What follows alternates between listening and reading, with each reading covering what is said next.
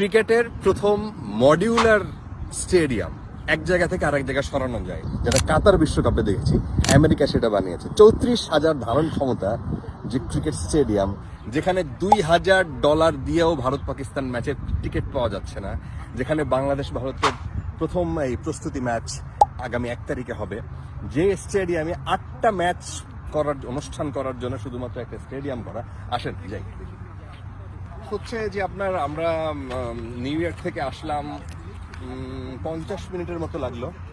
এই 50 মিনিট টাইমে এখানে আসতে আসতে একটু বাইরে পার্কের মধ্যে স্টেডিয়ামটা, যেখানে যে জায়গাটা করা সেটা আটলান্টিকের পাড়েও বলা যায়, তাই না? বেশি দূরে না, মানে সমুদ্র এখান থেকে খুব বেশি দূরে না। এরা যদিও ক্রিকেট নেশন না, কিন্তু এরা ক্রিকেটটাকে ব্র্যান্ডিং করার জন্য যতটুকু আয়োজন আমার কাছে খারাপ লাগে না।